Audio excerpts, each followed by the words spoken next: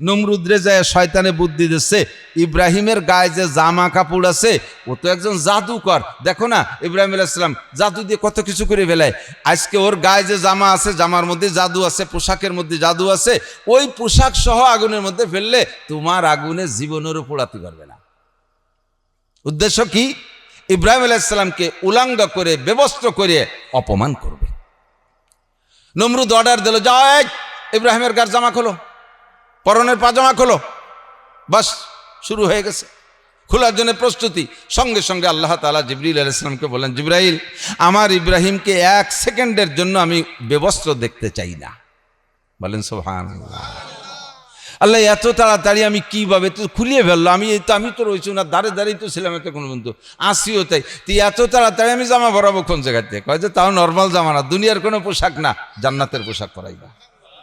আর ওই নমরুদের অভিশপ্ত কাঠের ভিতরে জন্য আমার ইব্রাহিম বসে না, জান্নাতের খাট বিছিয়ে দেবা ভিতরে। ইব্রাহিমের জিবরিল আলাইহিস সালাম বলেন, জীবনে যতবার আমার 600 ডানাকে ব্যবহার করেছি, আমার 2টা ডানাকে একবার বাড়ি মারলে, 2টা ডানাকে একবার বাড়ি মারলে 1 সেকেন্ডে 1,86,000 মাইল পথ যাই। এই দিন এই জান্নাতি জামা আর জান্নাতি খাট আনার জন্য আমি আমার 600 ডানা ব্যবহার করছি। একদিক দিয়ে জামা খুলবে আর একদিক দিয়ে পরাবো। আমি যে জান্নাতি জামা আর জান্নাতি খাট নিয়ে আসছি, গায়ের থেকে জামা খোলে আর আমি জামা একদিক দিয়ে পরাই, পরনেরটা খোলে আর আমি আর একদিক দিয়ে পরাই, ওদিক দিয়ে হাত বান্ধা, উনি তো ঠেকাইতে পারতেছে না। তো গায়ের সব জামা খোলা হয়ে গেল, পরনের কাপড় খোলা হয়ে গেল। এবার ইব্রাহিম আলাইহিস সালামের শরম, লজ্জার অঙ্গ, শরীরের অঙ্গ প্রত্যঙ্গ দেখা যাবে না, কিন্তু তা দেখা যায় না। আর নমরুদ কয় যে কি এলি, কি দিয়ে কি খুললি, কি কয়টা জামা গায়ে দিয়েছে, খুললি তো কিছু দেয়া তো যায় না। এই দেখা যায় না যে পোশাকের কারণে, সেই পোশাক আসছে জান্নাত থেকে। বলেন সুবহানাল্লাহ।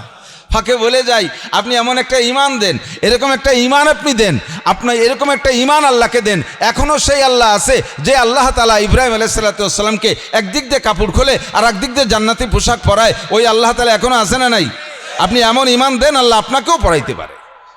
অগ্নি পরীক্ষা নামে একটা প্রবাদ, একটা পরিভাষা আমাদের মাঝে প্রসিদ্ধ আছে, কিন্তু আমরা কেউ কি এখনো অগ্নি পরীক্ষার সম্মুখীন হয়েছি? হয়তো বড় কোনো বিপদে পড়েছি, আর সেই বিপদ থেকে উদ্ধারের পরে নিজেরা বলি এটা অগ্নি পরীক্ষার সম্মুখীন হয়েছিলাম। মূলত আসল অগ্নি পরীক্ষার সম্মুখীন হযরত ইব্রাহিম আলাইহিস সালাম।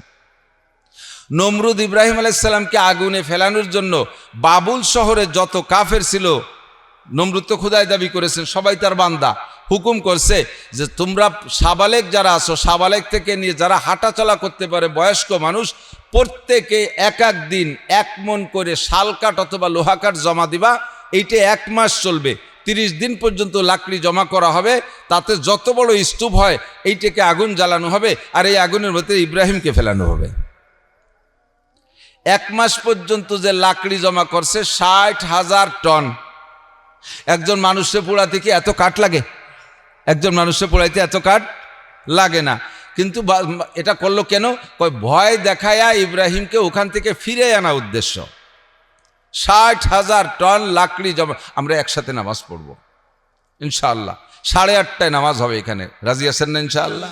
আজকে একটা দিনের জন্য আমরা সে নিচ্ছি সময়টা, ঠিক আছে? পাশের মসজিদ আল্লাহর আজান দিয়ে টাইম মতো পড়তেছে, পড়ুক, আমরা এখানে পড়বো ইনশাআল্লাহ, বড় জামাতে পড়বো। তো 60,000 টন লাকড়ি স্তূপ করে শাল কাঠ আর লোহা কাঠ, এই নর্মাল কোনো কাঠ আনতে দিনে, কারণ লাকড়ি যত শক্ত হয় আগুন তত পাওয়ারওয়ালা হয়, ঠিক না? শক্ত কাঠের আগুন আর পাটখড়ির আগুন একরকম না। তো 60,000 টন লাকড়ি জমা করে 1 সপ্তাহ পর্যন্ত তেল মারছে। 1 সপ্তাহ পর্যন্ত চতুর্দিক দিয়ে বড় বড় ফুঙ্কার দিয়ে হুয়াইয়া আগুন জ্বালাইছে। 1 মাইলের উপরে আগুনের শিখা উঠে গেছে, ভিতরে জাহান্নামের আগুনের মতো এরকম পাক খাচ্ছে। তেল মারা আগুন তো কালো ধুমা, লাল জায়গায় লাল, জায়গায় কালো, জায়গায় সবুজ, জায়গায় নীল। বিশাল চড়ক একটা বাঁধে, চড়কের মাথায় ইব্রাহিম আলাইহিস সালাম রে বাঁধছে, কারণ ওই আগুনে তো কাছে যে ফেলানো সম্ভব না। কিচ্ছা মোটামুটি জানেন, আমি একটু মাথায় বলছি। তো এবার এই চড়করে ঘুরাইয়া নিয়ে ওর মধ্যে ফেলাবে। বান্দার পরে ইব্রাহিম আলাইহিস সালামকে নমরুদ প্রস্তাব দিয়েছে, বাবা তোমার বাপ কিন্তু আমার সংসদের স্বরাষ্ট্রমন্ত্রী। ইব্রাহিম আলাইহিস সালামের আব্বা আজর কিন্তু স্বরাষ্ট্রমন্ত্রী। তুমি এখনো বলো তোমার বাপের খাতিরে ছেড়ে দেবো, তুমি শুধু একটুক সুযোগ নাও যে আমাকে একটা বছরের সুযোগ দেন, আমি ভেবে দেখি আমার আল্লাহকে আল্লাহ বলবো নাকি আপনাকে খুদা বলবো, এ ব্যাপারে আমি একটু ভেবে দেখি, চিন্তা করার সুযোগ দেন। তুমি যদি 1 বছরের সময় চাও তাহলে সময় দেওয়া হবে, এই আগুন আমি নিভিয়ে দেবো অন্যভাবে, এর মধ্যে তোমার ফেলানো হবে না। চড়কের মাথায় বান্দা। ইব্রাহিম আলাইহিস সালাম বলতেছে এই জায়গা তো ভাবা চিন্তার কিছু নেই, তোমারে খোদা বলবো না আর আমার আল্লাহই আল্লাহ, এ জায়গা ভাবার জন্য আমার বছর লাগবে না, আমি এখনই ভেবে ফেলতে পারি। তা বলো কি বলবা? কয় যে লা ইলাহা ইল্লাল্লাহ ইব্রাহিম খলিলুল্লাহ, বলি না সুবহানাল্লাহ। আমানতু বিল্লাহ, আমি ঈমান এনেছি আল্লাহর পরে, তোর ভিতরে আমার খোদার কোনো গুণগুণ নাই, আমার আল্লাহর যে ক্ষমতার যে পাওয়ার যে শক্তি তার কিচ্ছু তোর মধ্যে নাই, তোকে আমি কি বলে খোদা বলবো? নমরুদ কয় যে তাই কও দিদি তোমার আল্লাহর কি কি গুণ আছে?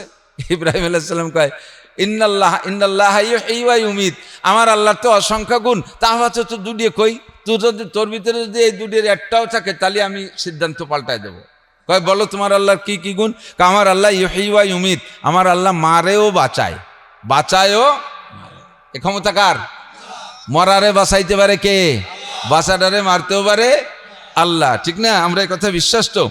তা আমার আল্লাহ মারেও বাঁচায়। নমরুদকে ওয়ানা উহয়ী ওয়া উমীত, কুরআন শরীফের আয়াত, ওয়ানা উহয়ী ওয়া উমীত, আরে ও তো আমিও পারি, বাঁচাতে মারতে আমিও পারি। ইব্রাহিম আলাইহিস সালাম কয় ওরে আল্লাহ কোন দামড়ার পালায় পড়ছি, ও বাঁচা মারা কি কয়, এই দায়িত্বও পারে। তো ইব্রাহিম আলাইহিস সালাম তা ঠিক আছে তুমি মারিয়ে বাঁচায় দেখাও। তো নমরুদ এবার অর্ডার দিয়েছে, যাও জেলখানা জেলারকে বলছে 2টা আসামি নিয়ে আসবা, যেই 2টা আসামি সম্পর্কে কোর্টে থেকে রায় হয়ে গেছে, বিচারকের রায় হয়ে গেছে। কি রায়? একটা সম্পর্কে আগামীকাল ফাঁসি, আর একটা সম্পর্কে আগামীকাল বেকসুর খালাস, এই 2টা আসামি নিয়ে আসো। তো উনি যাইয়া 2টা আসামি নিয়ে আসে, একটাকে আগামীকাল বেলা 10টায় ফাঁসি দিতে হবে, আর একটাকে আগামীকাল 10টায় বেকসুর খালাস করে দিতে হবে, এই 2টা আসামি নিয়ে আসে। তো ইব্রাহিম আলাইহিস সালামকে দেখাইছে, বলতেছে দেখো এইটাকে মেরে দিতে হবে, এর অর্ডার হয়ে গেছে, তাহলে এর মারা হবে, এ মরবে, আর একে বেকসুর খালাস করে দিতে বেঁচে যাবে, তাই তো? বলে জি। তাহলে যেটা বেঁচে যাবে হুকুম দিলে যে এডেরে জবই দিয়ে মেরে দাও, যেটাকে বেকসুর খালাস দেওয়াবে ওরকম সম্পর্কে বলে নমরুদ হুকুম দিয়ে জবই দিয়ে মেরে দাও, আর যারা আগামীকাল ফাঁসি দেবে তার কারণে তুই বেকসুর খালাস। তো ইব্রাহিম আলাইহিস সালামকে নমরুদ বলতেছে দেখছো যে মরবে তারে বাঁচাই দিলাম, যে বাঁচবে তারে মেরিয়ে দিলাম, আমি বাঁচাতে আর মারতে পারি? ইব্রাহিম আলাইহিস সালাম কয় আল্লাহ এত বড় দুনিয়ার বাদশা বানাই দিলে তুমি এইরকম একটা বলদ রে যে বাঁচা মরা বোঝে না, কাজেই কুত্তো যেমন মুগুরও সেরমতি হবে না, কুকুর যেমন মুগুর তেমন। এবার ইব্রাহিম আলাইহিস সালাম বলতেছেন তুই জানি এটা বুঝলি না, তাহলে আরেকটা প্রশ্নের জবাব দে, ইন্নাল্লাহ ইয়াতি বিশ-শামসি মিনাল মাশরিক ফাতি বিহা মিনাল মাগরিব, আমার আল্লাহ জীবন ভরে পূর্ব আকাশ থেকে সূর্য উদয় করে পশ্চিম আকাশে ডুবায়, তুই উল্টো দিক দিয়ে আন, তুই পশ্চিম থেকে উদয় কর।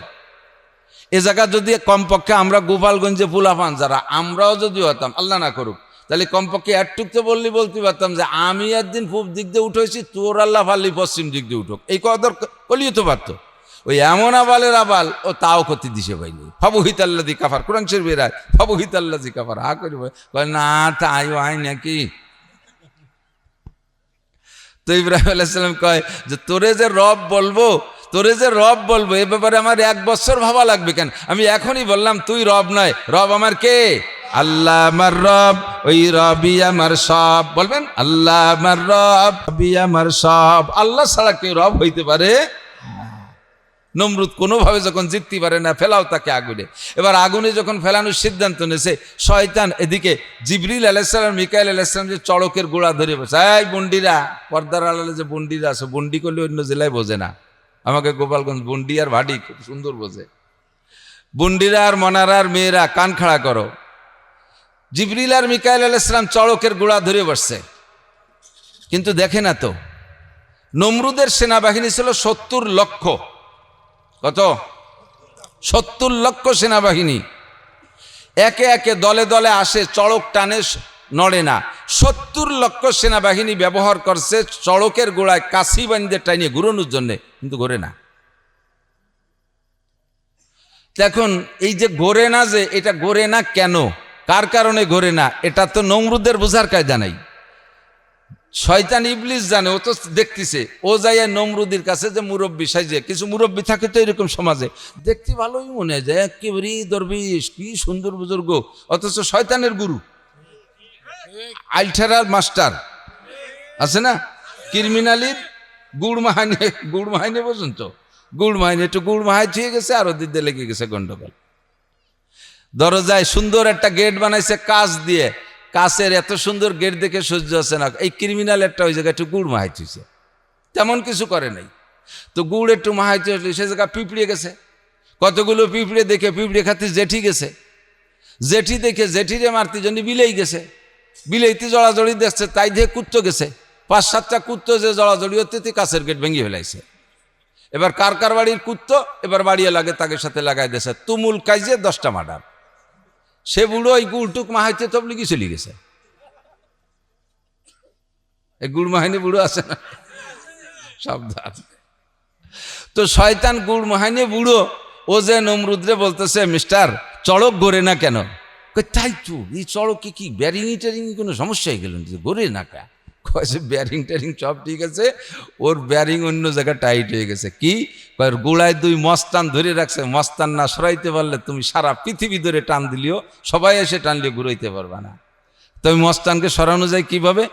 আর কোনো পদ্ধতি নেই, মস্তানকে সরানোর পদ্ধতি একটাই, তোমার উম্মতের ভিতরের থেকে 40-80 জন যুবক যুবতী, 40 জন নারী 40 জন পুরুষ যুবক যুবতী একেবারে অ্যাডাল্ট সাবালেক সুন্দরী দেখে তাদেরকে এনে এই জায়গা জেনায় ব্যভিচারের অত করায় দাও, ওই জায়গা যে মস্তানরা ধরে রাখছে ওই মস্তানরা এই ব্যভিচারী আর এই বেপরদাগি সহ্য করতে পারে না, ওরা তখন সরে চলে যাবে, তখন তোমার চড়ক ইজি হয়ে যাবে। নমরুদ কয় নো প্রবলেম, এটা কোনো ঘটনাই না। সুন্দরী 40-80 জন যুবক যুবতী দিয়া সে জায়গায় অন্যায়তে যখন লিপ্ত করাই দিছে, বাস জিবরাইল আর মিকাইলকে আল্লাহ আর পারলাম না, এ জায়গা থাকা যায় না, আল্লাহকে চলে আসো। কথা তো ইব্রাহিমরে তো গুল্লি দিয়ে ফেলাই দেবে, কে ইব্রাহিম তো তোমার বান্দা না, জিবরাইল ইব্রাহিম তো তোমার বান্দা না, ইব্রাহিম তো তোমার ধর্ম করে না, জিবরাইলের ধর্ম করি নাকি আমরা? হ্যাঁ, মিকাইলের ধর্ম করি, কোন নবীর ধর্ম করি? নো। কার ধর্ম করি? একমাত্র আল্লাহর ধর্ম করি। তো এই জিবরাইল তো ওই আমরা, ইব্রাহিম তো আমার ধর্ম করে, ও তো তোমার বান্দা না, ওরে নিয়ে তোমার চিন্তা করা লাগবে না, ছেড়ে দাও, চলে আসো, তুমি বেহায়ার মধ্যে থাকো না। তোর ফাঁকে একটু ছোট্ট কথা বলে যাই, এই যে 40 জন সুন্দরী লোকালয়ে দিবালকে লক্ষ লক্ষ মানুষের ভিতরে ওপেনেই অন্যায় করেছে, তারা একেবারে সিল মারা মার্কা মারা ব্যবসায় পরিণত হয়েছে না। কোন রুচিশীল বুদ্ধি, ওই যাদের সাথে অন্যায় করছে তারাও তাকে বিয়ে করবে না, যাদের সাথেই অন্যায় করেছে, তাহলে জীবন ভরে তারা কলঙ্কিত হয়ে থাকবে যে এই খোলামেলা ওপেনে অন্যায় করলো যেই মেয়েটারে, তারই তোরা বাড়ি বউ বানায় নিয়েছিস, এই বলে তারাও বিয়ে করবে না। দেখুন এই মেয়েগুলোর বাকি জীবন কি হবে? স্বামীর ঘরে গেলে স্বামীর সংসার করবে, বাপের বাড়ি থাকলে একটা বাপের বাড়িতে থাকবে না, মেয়েরা বিয়ের পরে স্বামীর বাড়ি যে সেখানে যে সুখে শান্তিতে থাকবে, কিন্তু তাদের বিয়ে হবে না, তা তাদের বাকি জীবন কিভাবে চলবে? খাবে দাবে কি? ইনকাম সোর্স কি? নমরুদের পক্ষ থেকে এই মেয়েদের কপালে, যে কথাটা বলবো বলে নিয়ে আসছে, এদিকে একটু সরিয়ে আসলাম, নমরুদের পক্ষ থেকে এই 40 জন সুন্দরী মেয়ের কপালে তাদের হাতে এক একটা টোকেন দিয়ে দিছে। নমরুদ তো কার্ড দিত, রিলিফে মাল দিত, এই কার্ড নিয়ে যারা আসতো তাদেরকে দিত। এই 40 জন সুন্দরী মেয়েকে স্বর্ণের টিপ দেশে, টোকেন দেশে, এই টোকেনগুলো তোমরা কপালে লাগাইয়া আসবা, লক্ষ লক্ষ মানুষের মধ্যে আমি চিনতে পারবো যে তোমরা সেই ইন্টারন্যাশনাল বেশ্যা। তোমাদের জন্য একটু পার্সোনালিটি থাকবে, তোমরা আগ কাতারে মাল নিয়ে যেতে পারবা, তোমাদের জন্য ডবল রেশন। এই 40 জন বেশ্যা কপালে টিপ লাগায় সেখান দিয়ে ঘুরতো, সেই থেকে নিয়ে টিপের প্রচলন শুরু হয়েছে কিয়ামত পর্যন্ত। হাদিসে আসছে মান তাশাব্বাহা বিকওমিন ফাহুয়া মিনহুম, যার সাথে যার মিল হবে তার সাথে তার হাসর হবে। কোরআনে কারিমের ভিতরে আল্লাহ পাক বলেন, ইয়া আইয়ুহাল্লাযীনা আমানু লা তাত্তাখিযুল ইয়াহুদা ওয়ান নাসারা আউলিয়া বা'দুহুম আউলিয়াউ বা'দ ওয়া মান ইয়াতাওয়াল্লাকুম মিনকুম ফাইন্নাহু মিনহুম ইন্নাল্লাহা লা ইয়াহদিল কওমাল কাফিরিন। ইহুদ নাসারা তোমাদের চিরশত্রু, তাদের সাথে যারা সম্পর্ক আর ভালোবাসা গড়বে, কিয়ামতের ময়দানে এই ভালোবাসলেওয়ালাদেরকে ইহুদ নাসারাদের সাথে বিবেচনা করা হবে। অর্থাৎ যার সাথে যার মিল হবে তার সাথে তার হাসর হবে, যার সাথে যার মোহাব্বত তার সাথে তার কিয়ামত। এটা তো প্রসিদ্ধ কথা। এই মেয়েগুলো এইভাবে ব্যবসা প্রসিদ্ধ হয়ে গেছে, আর সেখান থেকে টিপের প্রচলন আসছে। কিয়ামত পর্যন্ত বলো, যে জাতি বলো না কেন, মহিলারা কপালে যদি টিপ লাগাও তোমাকে ধরে নিয়ে হবে নমরুদের ওই 40 জন ব্যবসাদের সাথে। কপালটা কার জন্য খাস? সেজদা হবে কার জন্য? মহিলা পুরুষ কাহারও কপালকে নষ্ট করবেন না, কপালে টিপ লাগাবেন না। দেখেন অমুসলমানরা কপালে টিপ লাগায়, অমুসলমান যারা আছে আশেপাশে আপনাদের আমাদের দেখা আছে, জানা আছে, তারা লাগাচ্ছে, সেটা তাদের ব্যাপার। কিন্তু আমরা মুসলমান কপালটাকে খালি রাখবো কার জন্য? আল্লাহর জন্য। যখন বাস এখন 40 জনে অন্যায় করার কারণে জিব্রাইল মিকাইল ছেড়ে দিয়েছে, এবার চড়ক লুজ হয়ে গেছে, গুল্লি দিলি ঘুরবে। এর ভিতরে ওই বুড়ো শয়তান ওই সে গুড় মাহাইনিয়া আল্লাহ শাইকে নজদি, এর পরিচয় দিত শাইকে নজদি, নজদের শায়েক। ও যাই এবার নমরুদরে বলতেছে, নমরুদ মহারাজ চড়ক তো ঢিল হইল, ফেলাবা ইব্রাহিম রে আগুনের মধ্যে পড়বে, আগুনও খারাপ না, পুড়িয়েই যাবে, বেশিক্ষণ টেকবে না। ও জানে না যে ইব্রাহিম পড়বে না, ফেলালি তো পড়বে, এত বড় মহা আগুন। তো বলতেছে যে এবার ইব্রাহিম আলাইহিস সালামকে অপমান করার জন্য, আবার ইব্রাহিম আলাইহিস সালাম কি কোনো কলেজের প্রফেসর? কথা কয় না। কোনো ইঞ্জিনিয়ার, ডাক্তার, বিজ্ঞানী, IA pass, MA pass, BCS pass, এ পাস ও পাস, কোনো পাস না, শুধুমাত্র নবী পাস, আসমানি কিতাব পাস। কি পাস? আসমানি কিতাব পাস, এলেম পাস, একজন আলেম, এক মুসলিম জাতির পিতা। একে অপমান করতে পারলে শয়তানের বড় আনন্দ লাগে। এমনি তো ফেলাবে, চড়ক লুজ হয়েছে, এখন যে পড়বে, কিন্তু ফেলানোর আগে অপমান করার জন্যে নমরুদরে যায় শয়তানে বুদ্ধি দিচ্ছে। ইব্রাহিমের গায়ে যে জামা কাপড় আছে, ও তো একজন জাদুকর। দেখো না ইব্রাহিম আলাইহিস সালাম জাদু দিয়ে কত কিছু করে ফেলায়। আজকে ওর গায়ে যে জামা আছে, জামার মধ্যে জাদু আছে, পোশাকের মধ্যে জাদু আছে। ওই পোশাক সহ আগুনের মধ্যে ফেললে তোমার আগুনে জীবনেরও পোড়াতে পারবে না। উদ্দেশ্য কি? ইব্রাহিম আলাইহিস সালামকে উলাঙ্গ করে, ব্যবস্থ করে অপমান করবে। নমরুদ অর্ডার দিল, যাও ইব্রাহিমের গার জামা খোলো, পরনের পাজামা খোলো। বাস শুরু হয়ে গেছে, খোলার জন্য প্রস্তুতি। সঙ্গে সঙ্গে আল্লাহ তাআলা জিবরিল আলাইহিস সালামকে বলেন, জিবরাইল, আমার ইব্রাহিমকে 1 সেকেন্ডের জন্য আমি ব্যবস্থ দেখতে চাই না। বলেন সুবহানাল্লাহ। আল্লাহ এত তাড়াতাড়ি আমি কিভাবে তো খুলিয়ে ফেললো, আমি তো রয়েছি না, দাঁড়িয়ে তো ছিলাম এত কোনো বন্ধু আসিও, তাই তুই এত তাড়াতাড়ি আমি জামা পরাবো কোন জায়গাতে? কয় যে তাও নর্মাল জামা না, দুনিয়ার কোনো পোশাক না, জান্নাতের পোশাক পরাইবা। আর ওই নমরুদের অভিশপ্ত কাঠের ভিতরে যেন আমার ইব্রাহিম বসে না, জান্নাতের খাট বিছিয়ে দেবা ভিতরে। ইব্রাহিমের জিবরিল আলাইহিস সালাম বলেন, জীবনে যতবার আমার 600 ডানাকে ব্যবহার করেছি, আমার 2টা ডানাকে একবার বাড়ি মারলে, 2টা ডানাকে একবার বাড়ি মারলে 1 সেকেন্ডে 1,86,000 মাইল পথ যাই। এই দিন এই জান্নাতি জামা আর জান্নাতি খাট আনার জন্য আমি আমার 600 ডানা ব্যবহার করছি। একদিক দিয়ে জামা খুলবে আর একদিক দিয়ে পরাবো। আমি যে জান্নাতি জামা আর জান্নাতি খাট নিয়ে আসি, গায়ের থেকে জামা খোলে আর আমি জামা একদিক দিয়ে পরাই, পরনেরটা খোলে আর আমি আর একদিক দিয়ে পরাই, ওই দিক দিয়ে হাত বান্ধা, উনি তো ঠেকাইতে পারতেছে না। তো গায়ের সব জামা খোলা হয়ে গেল, পরনের কাপড় খোলা হয়ে গেল। এবার ইব্রাহিম আলাইহিস সালামের শরম, লজ্জার অঙ্গ, শরীরের অঙ্গ প্রত্যঙ্গ দেখা যাবে না, কিন্তু তা দেখা যায় না। আর নমরুদ কয় যে কি এলি, কি দিয়ে কি খুললি, কি কয়টা জামা গায়ে দিয়েছে, খুললি তো কিছু দেয়া তো যায় না।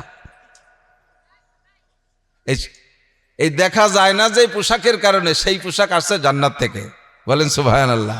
ফাঁকে বলে যাই, আপনি এমন একটা ঈমান দেন, এরকম একটা ঈমান আপনি দেন, আপনার এরকম একটা ঈমান আল্লাহকে দেন। এখনো সেই আল্লাহ আছে যে আল্লাহ তাআলা ইব্রাহিম আলাইহিস সালামকে একদিক দিয়ে কাপড় খোলে আর একদিক দিয়ে জান্নাতি পোশাক পরায়। ওই আল্লাহ তাআলা এখনো আছে না নাই?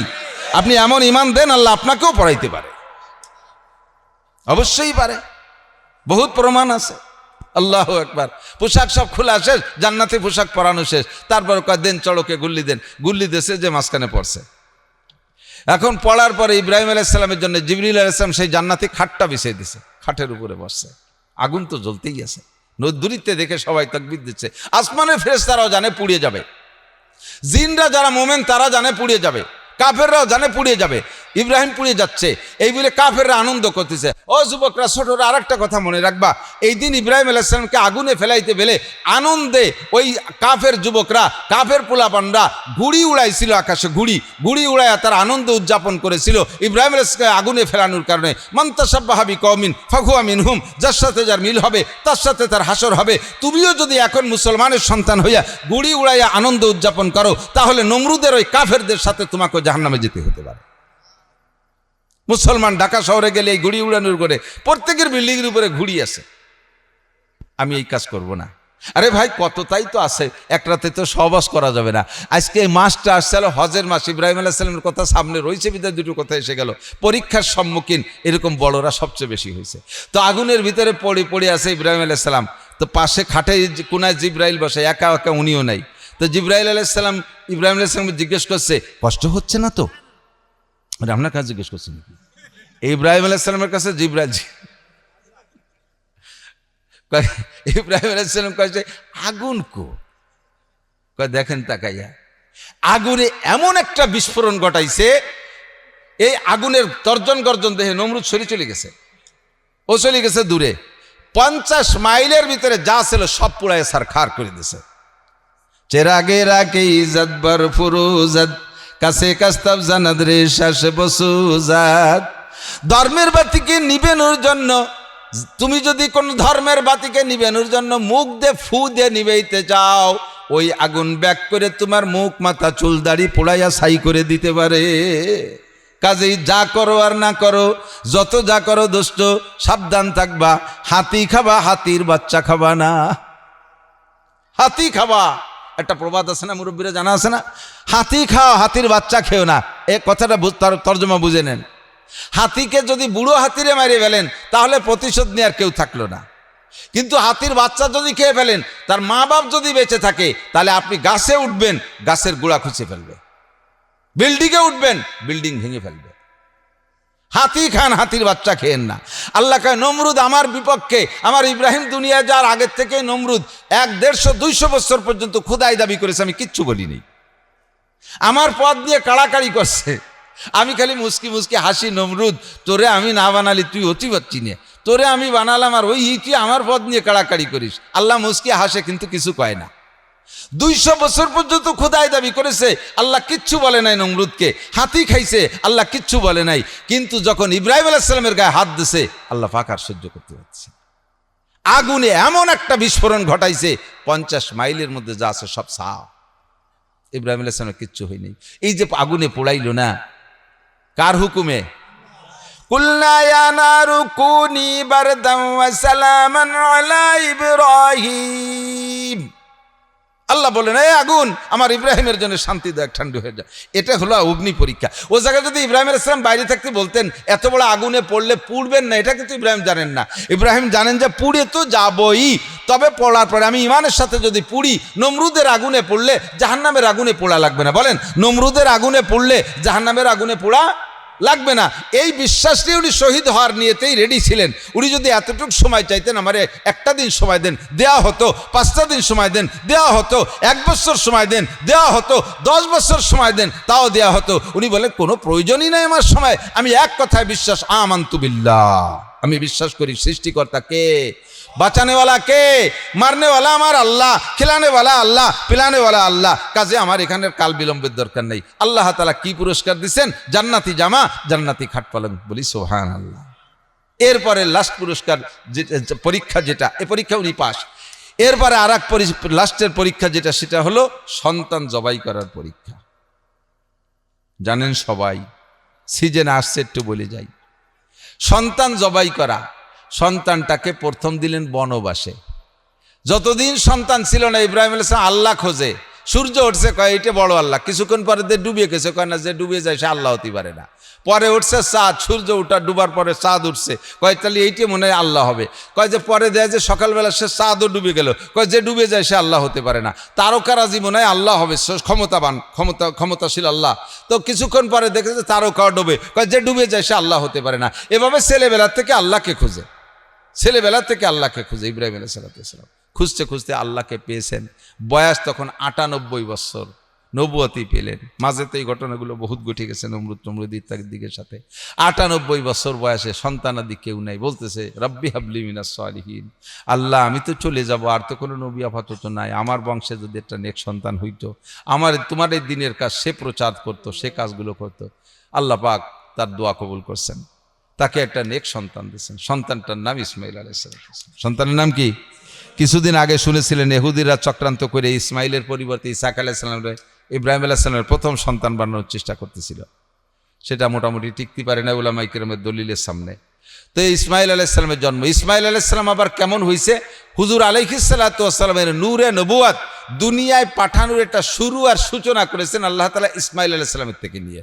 ইসমাইল আলাইহিস সালামের চেহারার ভিতরে নূরে নবুয়াত চমকাইতো, দেখতেও যেমন, সর্বকিছু দিয়ে আল্লাহ পাক নিজেই বলেন আমি তাকে হালিম, একটা ধৈর্যশীল সন্তান দান করছি। ফাবাশশারনাহু বিগুলামিন হালিম, আমি তাকে একটা ধৈর্যশীল সন্তানের সুসংবাদ দিলাম।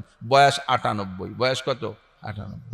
10 বছর বয়স কম স্ত্রীর, অথবা ওনার বয়স 110, 108 আর স্ত্রীর বয়স 98। এই 10 বছরের পার্থক্যের ভিতর দিয়ে এই বুড়োকালে সন্তানের সুসংবাদ, জন্ম হয়ে গেল বাচ্চার। ইসমাইল আলাইহিস সালাম দুনিয়া আসলেন।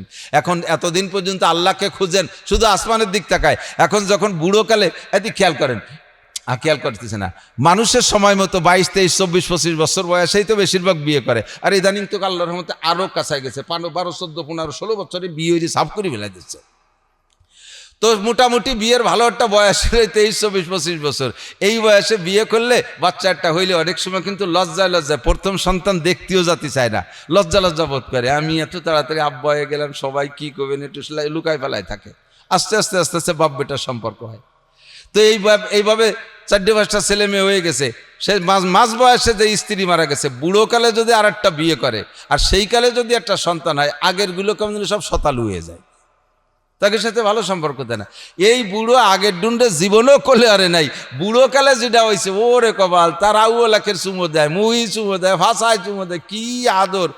আগের ছেলে মেয়েরাকে দেও, বুড়োর কুয়োরা দেও, তামাশা করতে থাকে। তো বাহারহাল বুড়োকালে যদি এরকম সন্তান হয় তার প্রতি টান বেশি হয়। ইব্রাহিম আলাইহিস সালামের একমাত্র সন্তান তা বৃদ্ধ বয়সে, এই নিয়ে যে কি মোহাব্বত। আল্লাহ পাক রব্বুল আলামিন বলতেছেন, ইব্রাহিম আমার ভালো ঠেকতেছে না, তুমি একদিন উপর দিক চাইতে আর আমারে তালাশ করতে, আর এই যে তোমার ছেলে হওয়ার পরে খালি ছেলে রে দাও, ঘুরি ঘুরি উপর দিকে একটু কম তাকাও, ওই ছেলেরে বাড়ি রাখতে পারবে না। তা কোন জায়গা তো নিয়ে যাও। জিবরিল আলাইহিস সালামকে দিয়ে বুরাক দিয়ে পাঠাইছে, বুরাকের পিঠে উঠাইয়া জিবরিল আলাইহিস সালাম, ইব্রাহিম আলাইহিস সালাম, সারা আলাইহিস সালাম আর ইসমাইলকে তিনজনকে নিয়ে রওনা দিয়েছে মিশর থেকে। যাইতে যাইতে যাইতে যাইতে কয়েক হাজার, প্রায় 3000 কিলোমিটার পথ যাইয়া এই জায়গাটা যেখানে হাজী সাহেবরা গেছেন দেখছেন, এখন তো মোটামুটি উঁচু করতে করতে অনেকটা সমতল করে ফেলেছে। এখনও কিন্তু কাবার পাশ দিয়ে যে মক্কার শহরের ভিতর দিয়ে যে সমতল, সে সমতলের চাইতে কাবা ঘরের স্থানটা যেটা অবস্থান যেখানে, ওটা কিন্তু বড় একটা পুকুরের ভিতরে। 19 সালে হজে গিয়েছিলাম, বিশাল বৃষ্টি, কাবা ঘরের এই পাশ দিয়ে হেরেমের ভিতরে মাজা পানি হয়ে গেছে।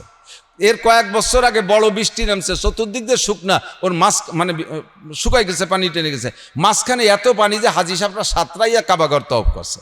ওইটা একটা বড় পুকুরির মতো, ওখানেই কাবাঘর। কাবাঘর ছিল না, কাবাঘরে শুধু পুতা ছিল, ভিটেডা ছিল। তো ওই জায়গা নিয়ে রাইখা চলেই গেলেন, কোনো মতো ফিরে তাকাচ্ছেন না। আল্লাহর হুকুম রেখে যেতেই হবে, এটা আর একটা পরীক্ষা। বাস যেই পথে যাচ্ছিলেন সেইটা রাস্তার নাম রাখছে সারে ইব্রাহিম খলিল। যারা হাজী সাহেব গিয়েছেন তারা জানে ইব্রাহিম খলিল রোড বলে। ওই ইব্রাহিম খলিল রোড দিয়ে ইব্রাহিম আলাইহিস সালাম যাইতেছিলেন, পাহাড়ের ভাজে ভাজে এরকম রাস্তা ছিল, এখন পাহাড়কে ঠিক অনেকটা কমায় ফেলাইছে। লাস্টে ইব্রাহিম আলাইহিস সালাম সন্তানের টানে সহ্য করতে না পারে পিছনের দিক ফিরছে, একবার একটু শেষ নজর পিছনের দিক ফিরবেন ভাবছে। সারা আলাইহিস সালাম ডাক দিয়ে বলছে, হে আল্লাহর খলিল, জীবনের শেষবারের মতো আপনি বাচ্চাটাকে একবার দেখে যান। উনি একবার ফিরছেন, একবার তাকাইয়া দ্বিতীয়বার আর তাকাইনি, চোখ মুস্তি মুস্তি চলে গেছে। কত বড় পরীক্ষা! 100,000 মাইলের মধ্যে কিচ্ছু নাই, কোনো মানুষ নাই, কোনো জন নাই, কোনো বাড়ি নাই, কোনো ঘর নাই, কোনো গাছপালা কিচ্ছু নাই, এরকম একটা জায়গা রেখে গেলেন। এটা আল্লাহর একটা পরীক্ষা।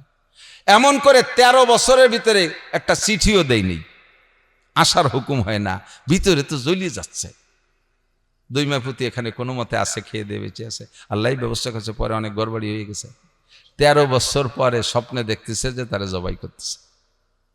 তো এই 13 বছর পরে স্বপ্নে দেখছে জবাই করতেছে। তো 3বার লম্বা কিচ্ছার মাথার টুক বলতেছি, তো ছুরা নিয়ে ছুরায় ধার দিয়ে চাদরের নিচে সাইরিয়ে সেই মিশরের থেকে চলে আসছে, আইসা কাছে কাছে আসছে, একটু কাছে কাছে আসছে, এখনো বাসায় ঢোকে নাই। দেখে যে বাসার পাশে কাবার অদূরে একটা ছেলে খুব সুদর্শন, তো 3 মাসে তার ধুয়ে গেছে, আর 13 বছর পরে এসে তার চেহারার তো চিন্তিত একটু সমস্যা, সেই ডে না কোনটা। তো দেখে যে বসে বসে খেজুর গাছের ডাল চটা বানাইতেছে, ছেলেটা চাচতেছে, 13 বছর, বেশ মোটামুটি লম্বা বয়স উঠছে। তো বলতেছে, আসসালামু আলাইকুম মাসমুক ইয়া বুনাইয়া, সালাম দিয়ে বলছে, বাবা তোমার নাম কি? তো ইসমি ইসমাইল ইবনু ইব্রাহিম খলিলুল্লাহ আলাইহিস সালাতু ওয়াসসালাম। বলেন না সুবহানাল্লাহ। পরিচয়টা কত সুন্দর দিলেন। এটা মায়ের প্রশিক্ষণ, এটার জন্য কথার সাথে কথা এসে যায়। সন্তানদের কথা বলা শেখাবে মা, এজন্য ভাষার নাম মাতৃভাষা। ভাষার নাম কি? মাতৃভাষা। বাপের ভিটায় বসবাস করে, ভিটের নাম মাতৃভূমি। ভিটের নাম কি? বাংলাদেশ আমাদের পিতৃভূমি কয় কেউ। বাংলাদেশ আমাদের, আমার বাংলা ভাষা এটা মাতৃভাষা। এটা কি ভাষা?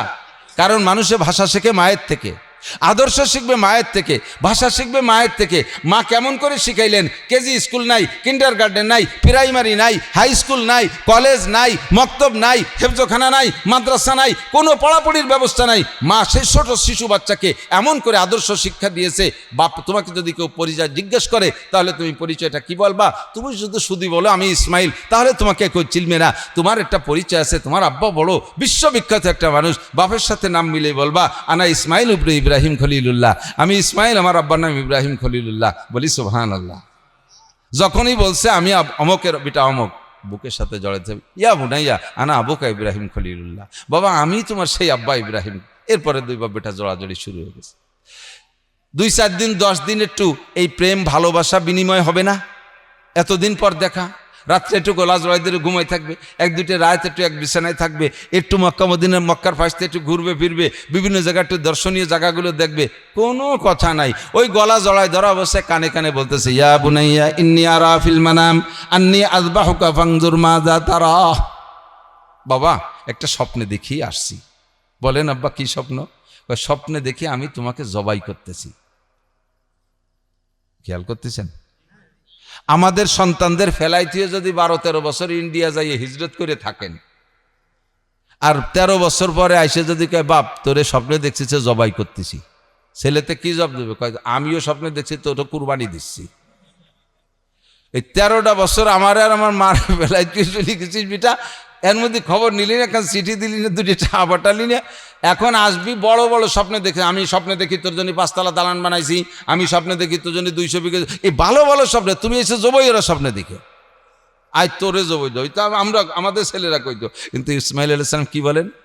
ক্বালা ইয়া আবাতি ফাআল মা তুমার সাতাজিদুনি ইনশাআল্লাহু মিনাস সাবিরিন। আল্লাহু আকবার। কয় আব্বা এ ব্যাপারে বেশি পরামর্শের দরকার নাই, নবীদের স্বপ্ন ওহী। ছেলে বলতেছে নবীদের স্বপ্ন ওহী, আমি আপনি যদি বেশি পরামর্শ করতে বসি, আমাদের উপর যে আর একটা উপদেশটা আছে, যেই উপদেশটা কিন্তু আপনার নমরুদরে উপদেশ দিয়েছিল, ও আছে না এখনো বেশি আছে না? আছে নাকি? এখন না মরে গেছে পথে, ইসরায়েলের বোমায় মরছে নাকি সে? ও 6.5 জীবন বুড়ি থাকবে। ওই মুরব্বী ঢুকিয়ে 2 বাপ বেটারে উল্টো বুদ্ধি দিয়ে অ্যাক্সিডেন্ট ঘটাই দিবে না। কাজে আপনি যা স্বপ্নে দেখেছেন, সত্য দেখেছেন, কোনো সন্দেহ নেই। ইফআল মা যা তারা, স্বপ্নে যাহা দেখেছেন করে ফেলান, কোনো পরামর্শের দরকার নেই।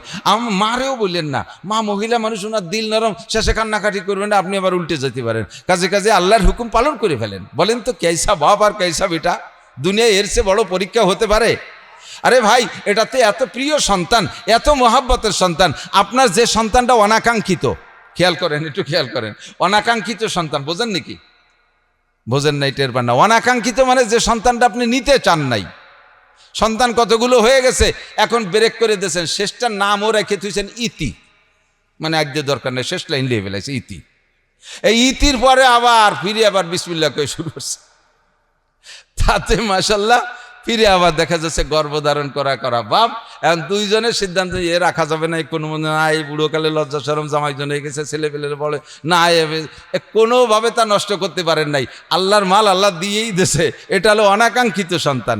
আবার এটা দেখতে অতটা ভালো না, তাকায় উত্তর দিক, দেখে দক্ষিণ দিক, ঠ্যাং একখান ওড়ঙের মতো কুড়া, বগলে বাস বাঁধে আটা লাগে, মাথা সাইকেলের সিটির মতো 3 কোনা, পেটটা মোটা, গলা শূন্য, এইরকম বেডঙ্গা একটা অনাকাঙ্ক্ষিত সন্তান, এটাও কি আপনি জবাই দিতে পারবেন? আছেন কোন আব্বা? একটু বলেন, আছেন কোন আব্বা? আমার বিশ্বাস আব্বা যে সে হতে পারে না, মানুষ আব্বা হতে পারে না, ঠিক কি না? তা আপনার অনাকাঙ্ক্ষিত সন্তানটারে আপনার আরো 5টা আছে, এটারে জবাই দিতে পারবেন না, আর একটি মাত্র সন্তান আর নেই, এইটাকে জবাই করার হুকুম। আব্বাও রেডি, সন্তানকে করে ফেলান, চলো তো এখান থেকে চলে যাই। নিয়ে গেলেন মেনায়, দেখে আসছি সে জায়গাটা যেখানে জবাই করেছিলেন, সে জায়গাটা একটা ছোট্ট একটা মিনার করা আছে। ওই জায়গা নিয়ে যাওয়ার পথে 3 বার শয়তানে ধোঁকা দিছে, বলার সময় নেই, সময় শেষ হয়ে আসে। এবার ওখানে নেওয়ার পরে শয়তানে একে ইব্রাহিম আলাইহিস সালাম রে ইসমাইল আলাইহিস সালাম পরামর্শ দেয়। আরে খেয়াল করেন, ইসমাইল আলাইহিস সালাম আব্বা, আমি তো আপনার একমাত্র সন্তান, আমার মায়েরও একমাত্র সন্তান, আমার জামাটা খুলে একটু রাখেন, জামাটা খুলে রাখেন, পরনেরটা থাক, গাঢ়টা খুলে রাখেন, আর ওই জামাটা যাওয়ার সময় আমার মার কাছে একটু দিয়ে যাইয়েন। এর এক একটা কথা কেমন যেন আসমান ভেঙে পড়তেছে মাথায়। কেন বাবা জামা খুলে দিয়ে যাব কেন? আব্বা, আপনি আজ থেকে 13 বছর আগে আমাকে এখানে রেখে গেছেন, আমাকে আমার মাকে ফেলে রেখে গেছেন, আশেপাশে কোনো মানুষ ছিল না, জনমানবহীন, কোনো খাবারের ব্যবস্থা ছিল না, সামান্য একটু খেজুর একটু পানি দিয়ে গেছিলেন, সব 1-2 দিনের ভিতরে শেষ। আমার মা আমাকে কোলে করে জড়িয়ে এখানে পড়ে আছে, কোথাও যাই নাই, কোনো অন্য সিদ্ধান্ত নেই নাই, সব দুঃখ বেদনা সব কিছু ধুলায় মিশিয়ে দিয়েছে আমাকে বুকের সাথে জড়িয়ে। আপনি নিশ্চয়ই আমাকে জবাই করে আমার মায়ের কাছে থাকবেন না, আপনার রবের হুকুমে যেখানে হুকুম হয়েছে সেখানে চলে যাবেন, আমার মা একা একা কিভাবে থাকবে? জামাটা একটু দিয়ে যেন, আমার মা আমার জামাটা বুকের সাথে জড়িয়ে ধরে একটু সান্ত্বনা নিতে পারবে। ইব্রাহিম আলাইহিস সালাম অন্যদিক ফিরে শুধু চোখ মুছে, আব্বা আমার হাত পা একটু ভালো করে বেঁধে নিয়েন। কয় কেন, জবাই করার সময় তুমি দৌড় মারবা? কয় না, দৌড় মারবো না, আমার গলায় যখন ছুরি পড়বে আমি তখন অসহ্য হয়ে যাব, চেতনা থাকবে না, আমি এই অজ্ঞানের ভিতর দিয়ে সাটাসাটি দাপাদাপি করব, আমার পা নাড়াচাড়া করতে গিয়ে যদি আমার একটু পা আপনার গায়ে লাগে, আপনি হলেন আল্লাহর খলিল, মুসলিম জাতির পিতা, আপনার গায়ে আমার পায়ে লাথি লাগলে আমি কুরবানি হয়ে গেলে আমার এই কুরবানি হয়তো কবুল হবে না, এই জন্য হাত পা ভালো করে বেঁধে নিয়েন যাতে আমার পা আপনার গায়ে না লাগে। মাত্র 13 বছরের বাচ্চা। আব্বা আপনার চক্ষু দুটো বেঁধে নিয়েন। কয় কেন চোখ বাঁধবো কেন? কয় আপনি আমার চেহারার দিকে তাকায় জবাই করতে পারবেন না, আপনার হাত অচল হয়ে যাবে, আপনার হাত সল হয়ে যাবে, কাজেই চোখ বেঁধে নিয়েন, ছুরিটাকে ভালো করে ধার দিয়ে নিয়েন, ভালো করে ধার দিয়ে নিয়েন, নইলে আপনি জবাই করতে গেলে আপনার হাতে শক্তি থাকবে না, যাতে ছুরির ধারে আমি জবাই হয়ে যাই। এমন করে এক একটা কথা ইব্রাহিম আলাইহিস সালামকে বলেন, আর ইব্রাহিমের উপরে যেন পাহাড় চেপে আছে, কিন্তু ইব্রাহিম আলাইহিস সালাম কোনোভাবে দুর্বল হলেন না। উনি বললেন, মোহাব্বত মে পেদার বেটে কুকর দেতে হ্যাঁ কুরবানি, জবিহুল্লাহ কে কাহলেতে হ্যাঁ জু ফরজন্দিলা সানি।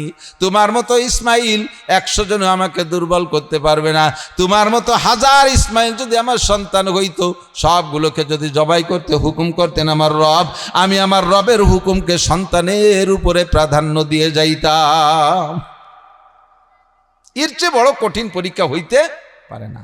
অবশেষে সে পরীক্ষায় পাস, লম্বা কেসা সময় বেড়ে যাচ্ছে। তো এইটা কুরবানি সামনে আসতেছে, এই কুরবানি সামনে আসতেছে। এই ইসমাইল আলাইহিস সালামকে বাঁচানো হয়ে যাওয়ার পরে এরপরে অর্ডার হলো, কি করো, কাবা ঘর পুনঃসংস্করণ করো। আদম আলাইহিস সালাম দুনিয়ায় আসার 50,000 বছর আগে আল্লাহ তাআলা ফেরেশতার মাধ্যমে কাবা ঘর নির্মাণ করেছিলেন। সব নবী রসুলরা ওখানে ইবাদত করেছে নূহ আলাইহিস সালামের বন্যার আগ পর্যন্ত। বন্যায় যখন ভেঙে গেছে আর কোনো নবী ওই কাবা ঘর তৈরি করে নাই, ইব্রাহিম আলাইহিস সালামকে হুকুম করছে। ইব্রাহিম আর ইসমাইল আলাইহিস সালাম 2 বাপ বেটা কাবা ঘর নির্মাণ করছেন।